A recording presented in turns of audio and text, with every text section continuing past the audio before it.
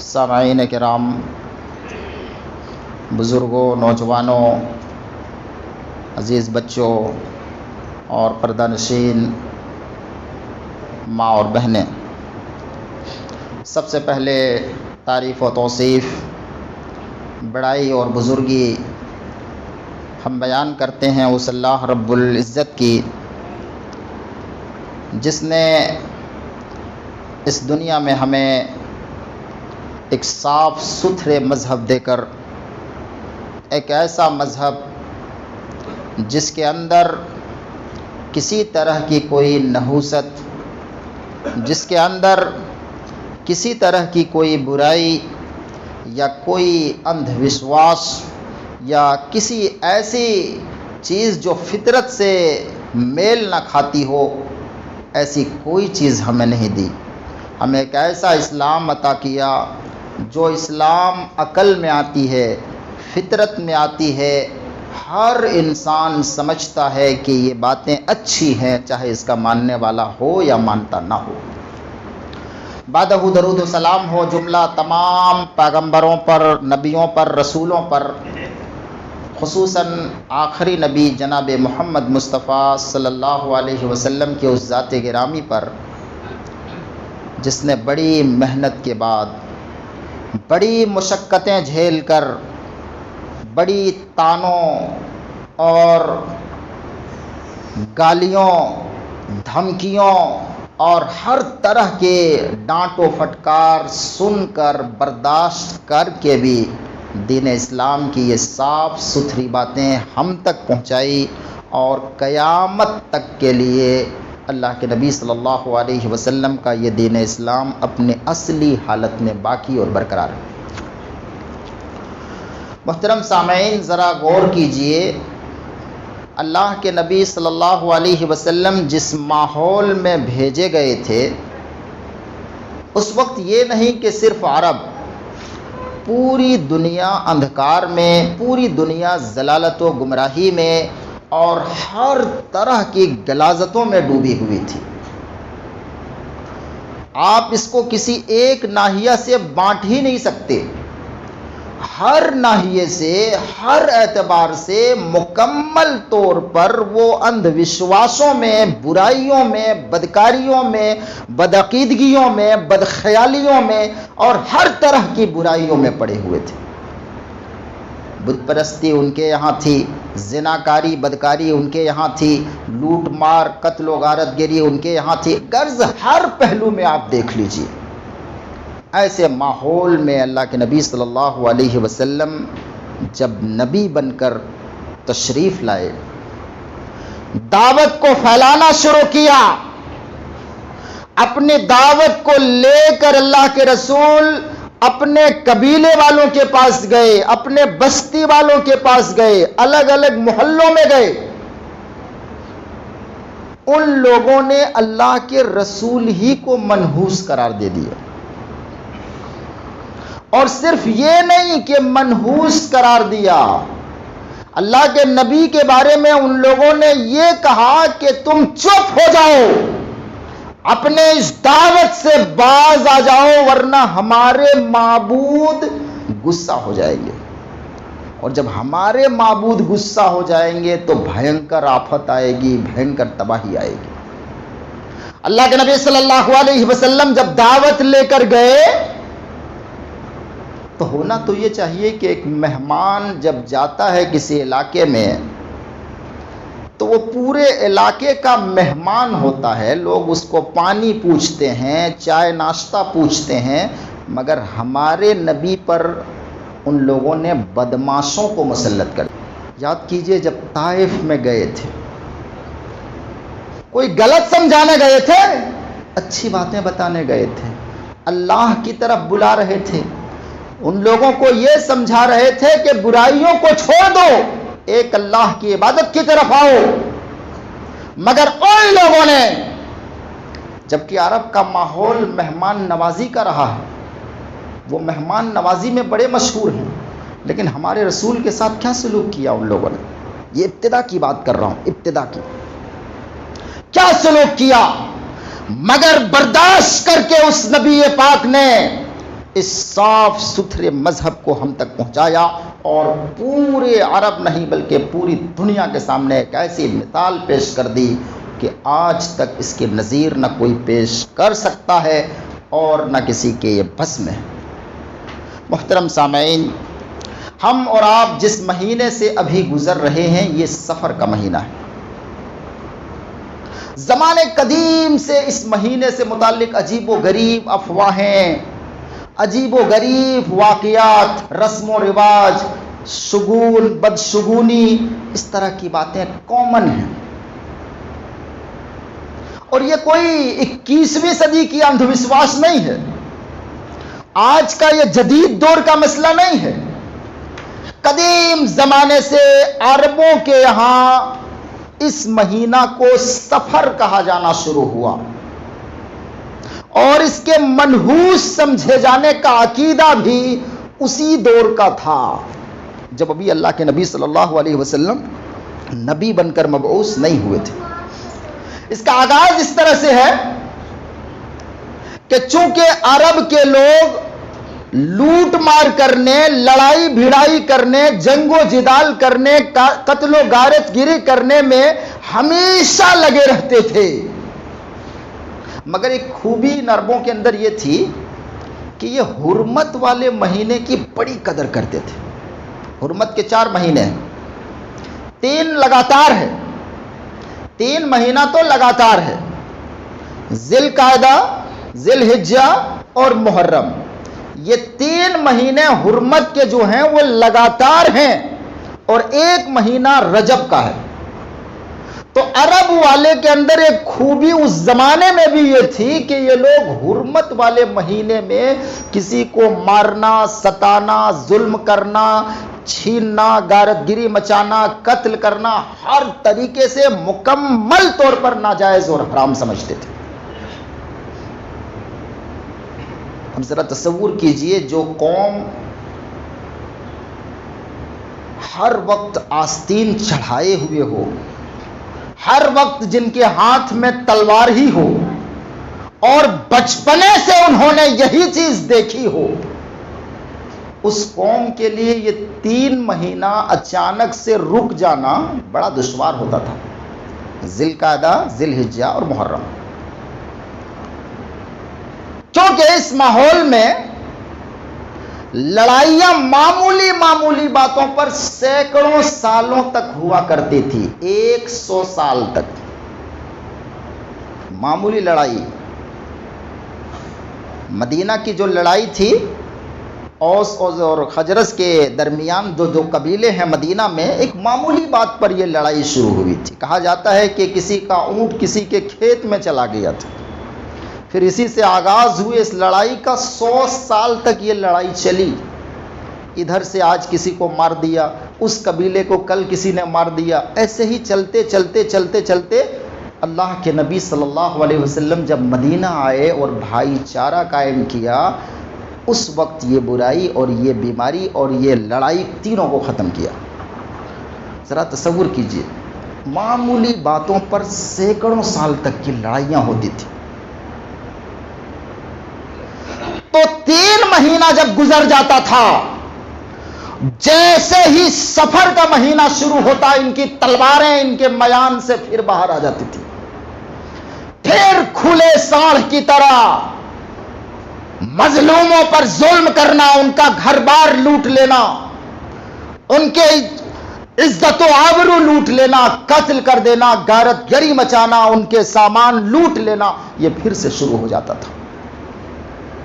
تو اس زمانے میں بھی جو شریف طبع لوگ تھے اس مہینے کو بڑا برا سمجھتے تھے، وہ یہی سمجھتے تھے کاش یہ مہینہ نہ آتا، 3 مہینہ جو گزرا امن و چین کا ویسے ہی رہتا، مگر کیا کر سکتے تھے، ان کے بس میں وہ بات نہیں تھی۔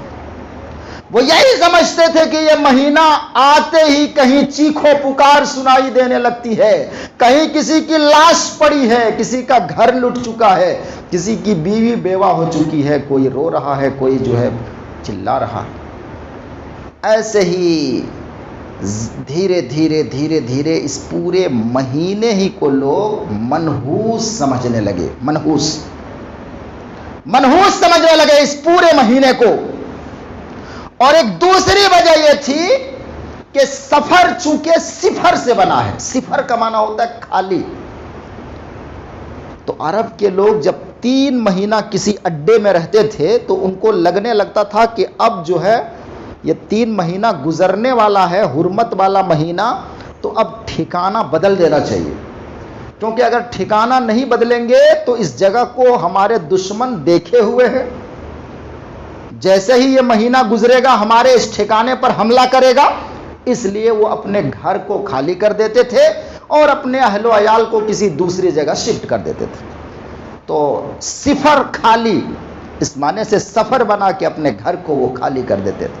الغرض جاہلیت کے دور میں جیسے ماہ سفر کو ان لوگوں نے نہایت منحوس سمجھا، نہایت غلط سمجھا، بدفعلیاں لینی شروع کی، بدشگونی کی ابتدا کی، جب نبی پاک صلی اللہ علیہ وسلم عرب کی سرزمین پر مبعوث ہوئے، اللہ کے نبی صلی اللہ علیہ وسلم نے انتھک کوششیں کر کے، بڑی تگڑی محنت اور مشقت کر کے اس برائی کو عرب کی سرزمین سے مٹا دیا، اس عرب کی اس پورے وادی سے اس بیماری کو، اس بدکاری کو، اس شگون والی نحوست والی بیماری کو ہمیشہ کے لیے عرب سے اللہ کے رسول نے مٹا دیا۔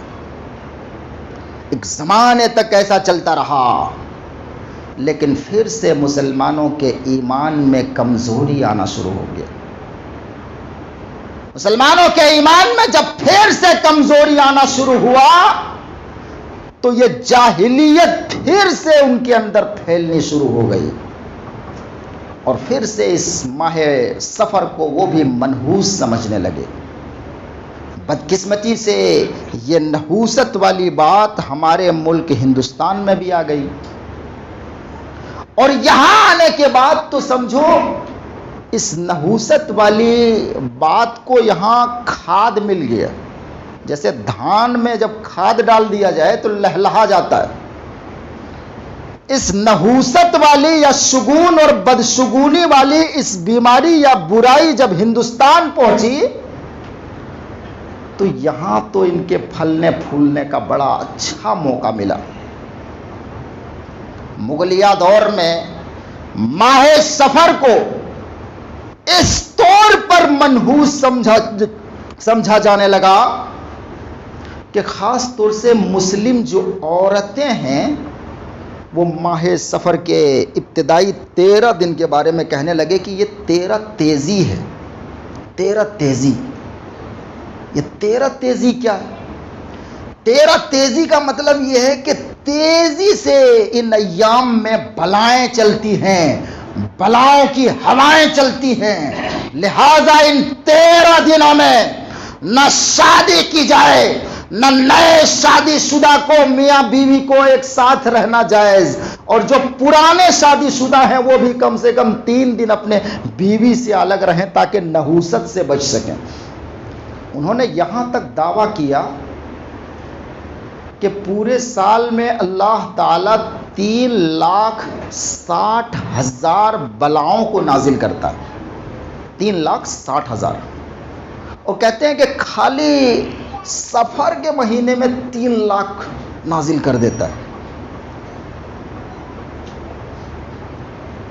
اب ذرا تصور کیجئے اس طرح کی افواہیں مسلم علاقوں میں پھیلی ہوئے، اور پھر اس نحوست سے بچنے کے لیے بھی انہوں نے عجیب و غریب طریقے اپنائے۔ کچھ نے کہا کہ نحوست سے بچنا ہے تو چنا ابال کے بانٹیے، چنا ابال کے، کیا لوجک ہے اللہ ہی جانتا ہے۔ کچھ نے کہا کہ ایسا کیجئے کہ آٹا گوندھ لیجئے اور ان کا 360 گولیاں بنائیے، گولی، اور کسی تالاب میں ڈال دیجئے تاکہ نحوست سے بچ جائیں گے۔ نعوذ باللہ من ذالک۔ کچھ لوگوں نے اس نحوست سے بچنے کے لیے ایک نماز ہی کو جو ہے ایجاد کر لیا کہ 4 رکعت نماز پڑھی جائے، خالی سلام والی آیتیں اس میں پڑھی جائیں، 70 مرتبہ سورۃ الکوثر، اتنا مرتبہ جو ہے سورہ فاتحہ اور اتنی مرتبہ جو ہے قل هو اللہ احد، یہ سب پڑھیے تو نحوست سے بچ جائیں گے۔ اس طرح کی باتیں اور اس طرح کی افواہیں مسلم معاشرے اور مسلم علاقوں میں پھیلا دی، اور اسی پر بس نہیں کیا، چونکہ یہ شرعی مسائل بن جاتے ہیں اور اس طرح کے مسائل کے لیے دلائل کتاب و سنت کی ضرورت پڑتی ہے، اس لیے ان جاہل ملاؤں نے اور وقت کے بدکار صوفیاء اور باطل پرستوں نے اتنے ہی پر اکتفا نہیں کیا، بلکہ اللہ کے نبی کے نام سے ڈپلیکیٹ حدیثیں گڑھی، ڈپلیکیٹ حدیثیں۔ ایک حدیث یہ گڑھی کہ نعوذ باللہ ثم نعوذ باللہ، کہتے ہیں اللہ کے رسول صلی اللہ علیہ وسلم نے فرمایا من بشرنی بخروج السفر بشرتہ بالجنہ، نعوذ باللہ من ذالک۔ کیا کہتے ہیں کہ اللہ کے رسول نے فرمایا کہ جو آدمی ماہ سفر کے گزرنے کی خوشخبری مجھے سنائے گا میں اسے جنت کی خوشخبری سناتا ہوں۔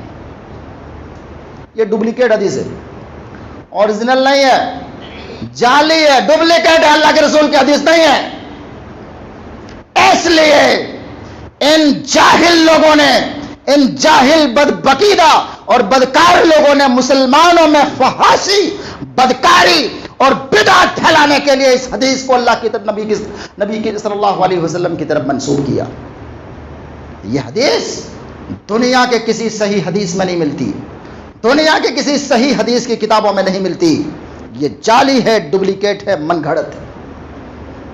ایک اور حدیث انہوں نے پیش کرنے کی کوشش کی، کہتے ہیں خطیب بغدادی کی کتاب تاریخ بغداد میں ایک حدیث ہے کہ آخر الاربعاء من صفر من یوم نحس مستمر، کہتے ہیں کہ ماہ سفر کا آخری جو بدھ ہے، ماہ سفر کا آخری جو بدھ ہے یہ منحوس دنوں میں سے، اور پھر کہتے ہیں کہ اسی دن سے اللہ کے رسول کی بیماری کا آغاز ہوا تھا، حالانکہ یہ سراسر جھوٹ ہے۔ اللہ کے نبی صلی اللہ علیہ وسلم کی بیماری کی ابتدا بھی بدھ کو نہیں ہوا ہے، بدھ کے اس مہینے سے ہم مانتے ہیں، اس مہینے سے اللہ کے نبی کی بیماری کی ابتدا ہوئی، وہ بیماری جس میں اللہ کے رسول وفات پا گئے، لیکن یہ مہینہ کا آخری 2 دن تھا اور اللہ کے رسول صلی اللہ علیہ وسلم بیمار پڑے تھے، لیکن اس کی وجہ سے منحوس مہینہ تھوڑے نہ ہو جائے گا۔ مہینہ اگر کسی کے مرنے وفات پانے سے منحوس ہونے لگا تو بھلا بتائیے کون سا ایسا دن ہے، کون سا ایسا دن ہے کہ جس دن کوئی وفات نہ پائے ہوں، کوئی اللہ کا بندہ یا کوئی اللہ والے یا ہمارے صحابہ، تابعین، محدثین، ہمارے ائمہ میں سے کسی کی وفات نہ ہوئی۔ پھر اس اعتبار سے یہ دنیا ہی منحوس ہو جائے گی، ہر دن، ہر لمحہ، ہر گھڑی منحوس ہو جائے گی۔ پھر تو اس کے لیے کوئی شرعی دلیل ان کے پاس نہیں، کوئی شرعی دلیل نہیں، بس من مانی تکا لگاتے ہیں اور اس مہینہ کو منحوس خود بھی سمجھتے ہیں اور لوگوں میں پرچار بھی کرتے ہیں۔ اللہ کے نبی صلی اللہ علیہ وسلم نے سختی کے ساتھ منع کیا اس چیز کو اور عرب کی سرزمین سے مٹایا، لیکن بدقسمتی سے یہ چیز پھیلتی چلی گئی۔ لوگوں کی عجیب طبیعت ہے، جس چیز سے منع کرو وہی کریں گے، جس چیز سے منع کرو وہی کریں گے۔ بتاؤ کہ دن میں جو ہے سنت مؤکدہ ہے، ظہر سے پہلے 4 رکعت پڑھنی ہے، فجر سے پہلے 2 رکعت ہے، عصر میں نہیں، مغرب سے بعد 2 رکعت ہے، عشاء کے بعد 2 رکعت، یہ سب چیزیں نہیں کریں گے۔ جو چیزیں کرنے کی ہے وہ نہیں کریں گے، اور جو چیزیں افواہ کے ذریعے ان تک پہنچی ہیں وہ کریں گے۔ یہ مسلمانوں کی عجیب جو ہے فطرت بنتی جا رہی ہے۔ اس لیے آج میں آپ حضرات کے سامنے ماہ سفر سے متعلق چند بنیادی باتیں پیش کروں گا تاکہ آپ حضرات یہ محسوس کر سکیں کہ کیا ماہ سفر میں شگون اور بدشگونی کی کوئی بات ہے۔ اچھا، ایک بات یہ سمجھ لیجئے کہ یہ شگون اور بدشگونی ہوتی کیا چیز ہے، کیا چیز ہے آخر؟ اس کو جان لینا اس لیے ضروری ہے تاکہ بہت سے لوگ انجانے میں کرنے لگتے ہیں، معلوم ہی نہیں اور بدشگونی میں پڑے ہوئے ہیں۔ تو سب سے پہلے اس کا معنی سمجھیے۔ بدشگونی یا شگون بد کا معنی ہوتا ہے کسی کی آواز کو سن کر یا کسی کو دیکھ کر یا کسی شخص کے وجود کے تصور سے یہ خیال کرنا کہ ہمارا کام بگڑ گیا، ہمارا کام نہیں ہوگا، یا ہمارے اپنے کام میں وہ تردد کے شکار ہو جائے، شش و پنج میں پڑ جائے۔ مثلا کہیں جا رہا تھا اپنے کام سے، اچانک اس نے کسی الو کی آواز سن لیا، کسی کوے کی آواز سن لیا، تو وہ یہ سوچنے لگا کہ اب جو ہے میرا جترا خراب ہو گیا، جترا میرا خراب ہو گیا، میرا کام نہیں بنے گا، یہ سوچ لیے۔ یا مثلا جا رہا تھا، راستے میں کسی لنگڑے سے ملاقات ہو گئی، کسی اندھے سے ملاقات ہو گئی، تو وہ یہ سمجھنے لگا کہ اب تو میں برباد ہو گیا۔ یا کہیں جا رہا تھا، کسی نے پیچھے سے آواز دے دی اور کہا کہ میرا کام خراب ہو گیا۔ یہ تمام چیزیں کیا ہیں؟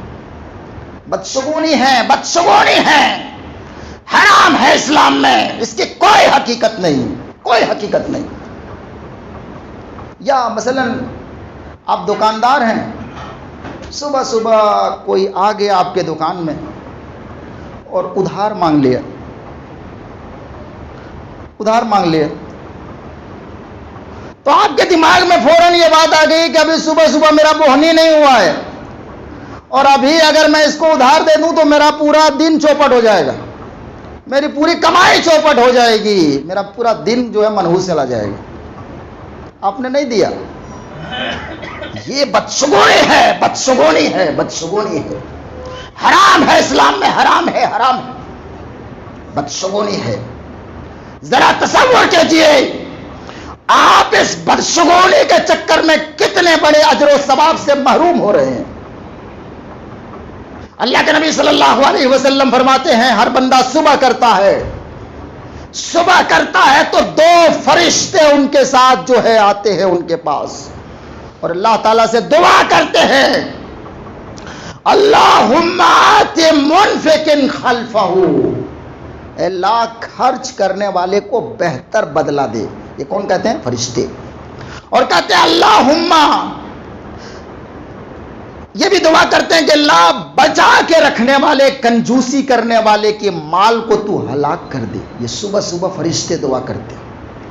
ذرا غور کیجئے، آپ دکاندار ہیں، آپ کے گراہک میں جو کوئی آیا تھا ادھار مانگ رہا تھا، بیچارہ ہو سکتا ہے وہ مجبور رہا ہو سکتا ہے وہ غریب رہا ہو سکتا ہے وہ یتیم رہا ہو سکتا ہے وہ کوئی بیوہ عورت ہو جن کے پاس روپے پیسے نہ ہو، انہوں نے 2 دن کی مہلت مانگی ہو اور آپ نے اس بدشگونی کے چکر میں اس کو واپس کر دیا، تو آپ تو فرشتے کی اس دعا سے محروم ہو گئے، کیونکہ فرشتے دعا کرتے ہیں کہ اللہ خرچ کرنے والے کو بہتر بدلہ دے۔ تو ایسے موقع پر آپ نے اگر اس بدشگونی کو اپنے دل و دماغ سے نکال کر اس کی مدد کی ہوتی تو امید تو یہ تھی کہ فرشتے کی دعا لگ جانے سے آپ کا دن اچھا چلا جاتا، برکت ہوتی آپ کے دکان میں، آپ کے مال و دولت میں برکت ہوتی، لیکن آپ کے دل و دماغ میں کیا تھا؟ وہی بدشگونی والی بات، اس لیے آپ نے اس کو لوٹا دیا۔ تو اس طرح کی چیزیں کامن ہیں، بہت ہوتی ہیں لوگوں میں، بہت سی ہوتی ہیں۔ آپ گھر میں ہیں، کوئی کوا بول دیا، فوراً دماغ میں آ گیا کہ کوئی آنے والا ہے، آنکھ پھڑپھڑا رہی ہے، کچھ گھٹنا ہونے والی ہے، پیر کھجلا رہا ہے، اندر کا حصہ کوئی آ رہا ہے۔ بچہ، ہمارا بچہ اگر بغیر ٹیکا کے ہم نکال دیں گے، کالا ٹیکا لگائے بغیر، کسی کی نظر لگ جائے گی۔ یہ سب کیا ہے؟ کیا ہے؟ یہ ہمارے یہاں بھی پایا جاتا ہے، اہل حدیثوں میں بھی پایا جاتا ہے۔ خالی میں غیروں کی بات نہیں کرتا، ہوائی بات نہیں ہے، یہ سب دیکھی ہوئی باتیں، یہ سب معاشرے میں پھیلی ہوئی باتیں ہیں۔ کوا کے بولنے سے بھائی اسلام سے کیا تعلق ہے اس کا؟ کوا بول رہا، اپنا بول رہا، لیکن نہیں، کوا ایک میسنجر کی طرح کام کر رہا ہے۔ کوا بول دیا تو مہمان آ رہا ہے،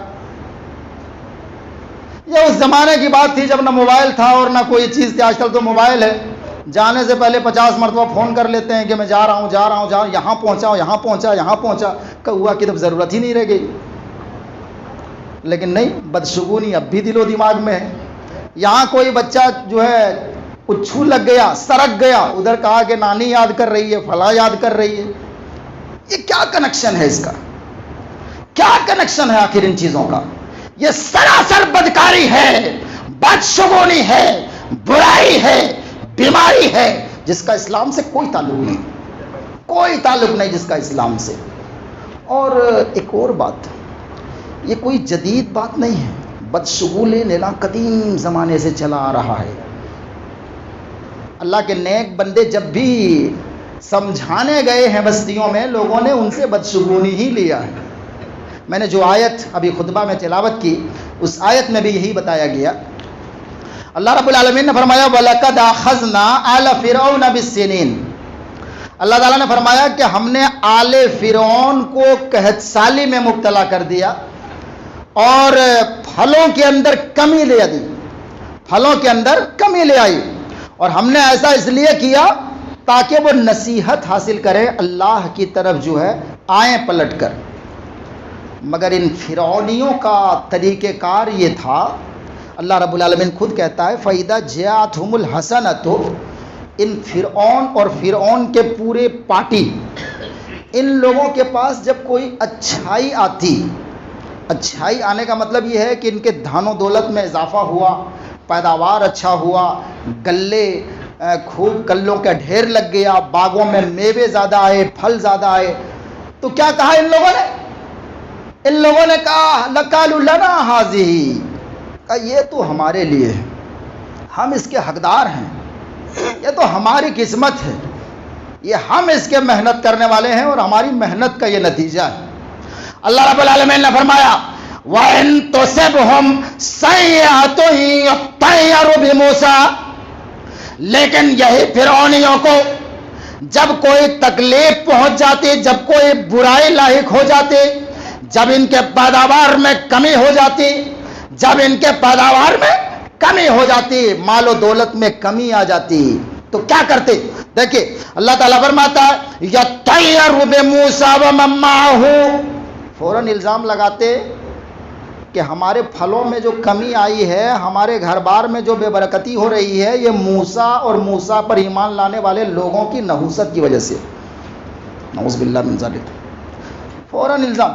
اچھا ملا, تجارت میں فائدہ ہوا, گلہ اچھا آیا, پیداوار بڑھیا ہوا, تو کیا کہا یہ تو اپنا محنت ہے, یہ ہماری محنت کا نتیجہ ہے, یہ تو ہمیں ملنا چاہیے. لیکن جیسے گھاٹا ہوا تھوپ دیا کن پر کہ یہ تو موسیٰ اور موسیٰ پر ایمان لانے والے کے منحوسیت کی وجہ سے ایسا ہو رہا ہے. اللہ تعالیٰ فرماتا ہے الا انما طائرهم عند اللہ. سنو لوگوں, ان لوگوں کی منحوسیت تو اللہ کے پاس, اللہ کے پاس ان کی منحوسیت ہے.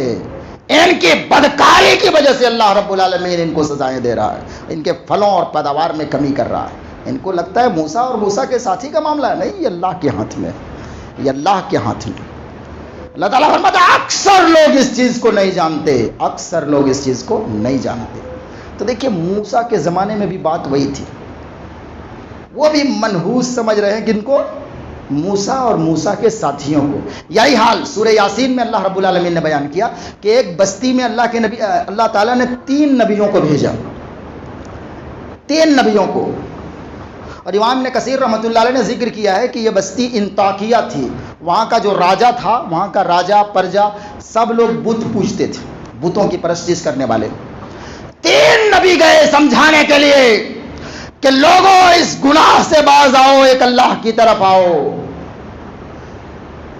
وہاں کے سرداروں نے, ان کے دھرم گروؤں نے ان لوگوں کو دھمکایا, ان نبیوں کو دھمکایا اور کہا یہاں سے بھاگ جاؤ, جلدی یہاں سے بھاگ جاؤ, کہیں ایسا نہ ہو کہ ہمارے بھگوان یا ہمارے بت جو ہے ناراض ہو جائے اور تم لوگوں پر قہر نازل ہو جائے, اس لیے جتنا جلدی ہو سکے یہاں سے بھاگ جاؤ. ان لوگوں نے کہا قالوا انا تطیرنا بکم لئن لم تنتہوا لنرجمنکم، انہوں نے کیا کہا کہ ہم تم لوگوں کو منحوس سمجھتے ہیں. وہاں کے گاؤں والوں نے ان نبیوں کو کہہ رہے ہیں، نبیوں کو کیا کہہ رہے ہیں کہ ہم تم لوگوں کو منحوس سمجھ رہے ہیں، اگر تم لوگ اپنے سے باز نہیں آئے، اس کام کو روک نہیں دیا ابھی فی الوقت، تو لنرجمنکم، کہا ہم سب مل کر تم لوگوں کو پتھر مار مار کے مار دیں گے. اتنا شدید دھمکی دیا ان لوگوں نے. یہی بات کہ ہم تم لوگوں کو منحوس سمجھتے ہیں. تو یہ آج کل کے زمانے کی بات نہیں ہے، یہ منحوس سمجھنے سمجھانا یہ بہت قدیم زمانے سے باطل پرستوں کا یا ان کے ہمنوائی کرنے والوں کا، ان کا ساتھ دینے والوں کا، ذہنی طور پر بھی ساتھ دینے والے بہت سے لوگ ہیں. ہو سکتا ہے ان کی بھیڑ میں شامل نہ ہو، لیکن وہی عقیدہ انڈائریکٹلی رکھنے والے لوگ بھی موجود ہیں دنیا میں. ان سب کا نتیجہ وہی ہے. یہ ہمیشہ سے کیا کرتے ہیں، کچھ چیزوں کو منحوس سمجھتے ہیں، کچھ چیزوں کو منحوس مانتے ہیں. اچھا، کسی چیز کو منحوس ماننا اتنا خطرناک کیوں قرار دیا اللہ تعالیٰ نے؟ اس کی دو وجہ. پہلی وجہ تو یہ ہے کہ جب انسان کسی چیز کو منحوس سمجھ رہا ہے تو اس کا مطلب یہ ہے کہ اس کا بھروسہ اللہ کی ذات پر نہیں، اس کا بھروسہ اللہ کی ذات سے ہٹ کر کسی ایسی چیز پر اس کا بھروسہ ہو رہا ہے جو نہ انسان کو نفع دے سکتا ہے اور نہ نقصان. اور یہی چیز کیا ہے؟ شرک ہے. کہ اللہ کو چھوڑ کر انسان کسی ایسی چیز کو نفع نقصان کا مالک سمجھے جو نفع نقصان کا مالک ہے ہی نہیں، یہی شرک ہے. تو ایک تو یہ شرک ہے، اس لیے اللہ تعالیٰ نے اور نبی پاک محمد صلی اللہ علیہ وسلم نے سختی سے اس کو روکا. اور دوسری چیز یہ کہ اس کا کوئی وجود ہی نہیں، کوئی حقیقت ہی نہیں ہے جی، اس کی کوئی حقیقت نہیں اس کی. امام ابن قیم رحمۃ اللہ علیہ کی ایک کتاب ہے مفتاح دار السعادہ، انہوں نے اس موضوع پر بڑا لمبا کلام کیا ہے اسی بدشگونی کے معاملے پر. امام ابن قیم ہی نے ایک واقعہ لکھا ہے، کہتے ہیں کہ ایک بادشاہ صبح صبح اپنے لاؤ لشکر کے ساتھ کہیں جا رہا تھا. ظاہر ہے بادشاہ جا رہا ہے تو کسی بڑے مقصدی کے لیے جا رہا ہوگا. جا رہا تھا کہ راستے میں ایک اندھا مل گیا. اب بادشاہ کنفیوز ہوگا، کریں تو کریں کیا؟ کہ ایسا کرو کہ اس اندھے کو گرفتار کر کے جیل میں ڈال دو. کام میں جا رہا ہوں، اگر وہ کام ہو گیا تو چھوڑ دوں گا، اور نہیں ہوا تو اس کو جو ہے قتل کر دیں گے، ذبح کروا دیں گے. چلا گیا بادشاہ اس اندھے کو جیل میں ڈال کر. واپس آیا تو اپنے سپاہی کو حکم دیا کہ اس کو چھوڑ دیا جائے. شاید کامیاب ہو گیا ہوگا جس کام کے لیے گیا تھا، چھوڑ دیا جائے. وہ غریب آدمی بیچارہ آیا بادشاہ کے پاس کہ خالی ایک سوال کا ہمارا جواب دے دیجئے تاکہ ہمارے دل میں بھی سکون مل جائے کہ آخر ہم گرفتار کس وجہ سے ہوئے تھے. آیا وہ دربار میں پوچھا کہ بادشاہ سلامت، اب خالی اتنا بتا دیجئے کہ ہمارا جرم کیا تھا، ہم نے آپ کے کون سا قانون توڑا تھا یا ہم نے کیا کیا تھا کہ ہمیں گرفتار کر لیا آپ نے؟ کہا نہیں، آپ کا کوئی جرم نہیں تھا، اصل بات یہ تھی کہ ہم جا رہے تھے صبح اور ہم نے تمہارا چہرہ دیکھ لیا تو ہمیں لگا کہ ہم اپنے کام میں ناکام ہو جائیں گے، اس لیے تم کو گرفتار کیا تھا. اس نے پوچھا کہ اچھا بادشاہ سلامت یہ بتائیے کہ آپ جس کام میں گئے تھے وہ کام ہوا کہ نہیں ہوا؟ کہاں ہو گیا، کام اچھا ہوا، تم جا سکتے ہو. اس نے کہا کہ بادشاہ سلامت، آپ نے صبح صبح میرا چہرہ دیکھا اور آپ کامیاب ہو گئے، آپ کا تو بڑا فائدہ ہوا، لیکن میرا کیا؟ میں بھی صبح نکلا تھا اپنے بال بچوں کی روزی روٹی جگاڑ کرنے کے لیے اور میں نے آپ کا چہرہ دیکھ لیا، میرا تو دن خراب ہو گیا، میں تو جیل چلا گیا، میرے بچے بھوکے رہ گئے. تو کون منحوس ہوا؟ آپ نے میرا چہرہ دیکھا اور آپ کامیاب ہو گئے، میں نے آپ کا دیکھا اور برباد ہو گئے۔ بادشاہ کو بڑی شرمندگی ہوئی، بہت شرمندگی والی بات تھی۔ بہرحال اس کو چھوڑ دیا، انعام و اکرام دیا۔ امام نے کئی رحمۃ اللہ علیہ نے اس واقعہ کو ایک سبق آموز واقعہ کے طور پر ذکر کیا ہے۔ مطلب کہنے کا یہ ہے کہ بھائی راستے میں کوئی اندھا دکھ جائے، کوئی لنگڑا دکھ جائے، کوئی کوا دکھ جائے، کوئی بلی گزر جائے، اس سے کیا فرق پڑتا ہے؟ کیا فرق پڑتا ہے؟ ایک بلی ہے اپنی روزی روٹی کے لیے دوڑ رہی ہے، راستہ پار گیا تو آدمی جائے گا نہیں کہ بھائی بلی گزر گئی ہے، اب جب بلی گزر گئی ہے ہو سکتا ہے ہم نہ گزر جائیں دنیا سے، یہ سوچ کر جو ہے رکے رہتا ہے۔ اللہ کے نبی صلی اللہ علیہ وسلم نے فرمایا لا عدوى ولا طیارہ ولا سفر ولا حمہ، یہ ابو داؤد کی روایت ہے۔ اللہ کے نبی نے فرمایا سنو لوگو، لا عدوى، کوئی بیماری اپنے آپ اللہ کی مرضی کے بغیر خود سے نہیں پھیلتی، کوئی بیماری نہیں پھیلتی اللہ کی مرضی کے بغیر۔ آج کل دیکھیے کامن ہے، اور کرونا وائرس کے بعد تو یہ وہم اور بڑھ گیا لوگوں میں کہ بیماری پھیلتی، بہت زیادہ ڈر بیٹھ گیا لوگوں کے اندر، کوئی بیمار ہے تو نہیں جائیں گے، ہاتھ نہیں ملائیں گے۔ اللہ کے نبی صلی اللہ علیہ وسلم نے فرمایا حق المسلم علی المسلم ست، ایک مسلمان کا دوسرے مسلمان پر 6 حق ہے، ان میں سے ایک حق یہ بھی ہے کہ جب بیمار پڑ جائے تو اس کو دیکھنے کے لیے جاؤ۔ یہاں تو دل میں یہ بیٹھ گیا ہے کہ بیماری لگ جائے گی تو کیسے جائیں گے آپ دیکھنے؟ کسی کو ٹی وی ہو گیا ہے، کسی کو کینسر ہو گیا ہے، کسی کو کچھ ہوا ہے، تو آپ کا دل جگرا تو پہلے سے پھٹا ہوا ہے، یہ سوچ کر کے جائیں گے تو ہمارا لگ جائے گا۔ جبکہ اللہ کے نبی کیا فرما رہے ہیں لا دوا، کوئی بیماری بغیر اللہ کی مرضی کے کسی دوسرے تک منتقل نہیں ہوتی۔ ایک آدمی نے سوال کر دیا اللہ کے نبی سے کہ اللہ کے نبی آپ کہہ رہے ہیں کہ کوئی بیماری نہیں پھیلتی، تو یہ کیسے ہوتا ہے کہ ہمارے اونٹ جو ہے ریت میں اچھلتے کودتے رہتے ہیں ہرنوں کے مانند صاف شفاف، جیسے ہی کوئی خارش والی اونٹنی آ جاتی ہے، خارش والی اونٹنی، خارش یعنی کھوریا جس میں کیڑا ہو جاتا ہے، کہ جیسی ہی کوئی اونٹنی خارش والی اونٹنی آ جاتی ہے تو وہ تمام کو جو ہے بیمار کر دیتی ہے، اور آپ کہہ رہے ہیں کوئی بیماری کسی کو نہیں پھیلتی۔ اللہ کے نبی صلی اللہ علیہ وسلم نے فرمایا یہ بتاؤ اس پہلے اونٹ کو، پہلے والے کو کیسے بیماری لگی؟ وہ کہاں گیا تھا؟ تو جیسے اس کو اللہ کی مرضی سے بیماری لگی، بقیہ کو بھی اللہ کی مرضی ہی سے لگتی ہے، خود سے بیماری نہیں پھیلتی۔ آگے اللہ کے رسول نے فرمایا ولا طیارہ، طیارہ بھی کوئی چیز نہیں۔ یہ طیارہ کیا ہے؟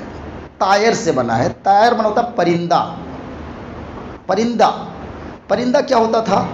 یہ عربوں کا طریقہ تھا کہ جب کہیں جاتے تو پرندہ اڑاتے، پرندہ کسی درخت میں بیٹھا ہو پرندہ ایسے کر کے مار دیا، اڑ گیا، دیکھا کہ دایاں گیا تو کام ہو جائے گا، بایاں گیا تو مجھے کام نہیں ہوگا، اور سیدھا چلا گیا تو معاملہ جو ہے ڈرا ہو گیا، کسی اور میں جائیں گے۔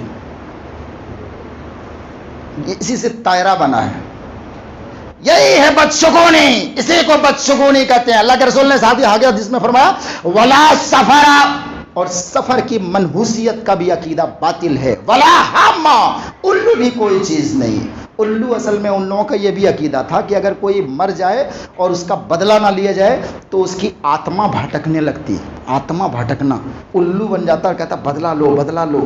آج بھی یہ آتما بھٹکنے والا عقیدہ ہمارے مسلم معاشرے میں پایا جاتا ہے کہ آتما بھٹک رہا ہے، آتما کو آتما سے ملانا پڑے گا ورنہ جو ہے بھٹکتا رہے گا، پورا تباہ ہو جائے گا، بلائیں آئے گی، مصیبتیں آئے گی۔ یہ تمام طرح کے عقیدے آج بھی مسلم معاشرے کے اندر بہت زیادہ پھیلا ہوا ہے۔ یہ موضوع بہت تفصیل طلب ہے، میں مختصراً چند باتیں آپ حضرات کے سامنے کی۔ اللہ رب العالمین سے دعا کرتا ہوں کہ اللہ رب العالمین جو باتیں بھی ہم نے پیش کی، اللہ رب العالمین ہمارے مسلم معاشرے سے اس طرح کی تمام گندگیوں کو دور کر دے، ختم کر دے۔ اللہ رب العالمین ہمارا جو صاف ستھرا مذہب دین ہے، مذہب ہے، اس پر ہم کو سمجھنے، اس کے مطابق زندگی گزارنے کی توفیق دے۔ آمین و تقبل یا رب العالمین۔ یہ موضوع ابھی ادھورا رہ گیا تھا، کافی باتیں اس میں تھی لیکن وقت نہیں ہے۔ اللہ رب العالمین ہم سب کو کہنے سننے سے زیادہ عمل کرنے کی توفیق عطا فرمائے، آمین۔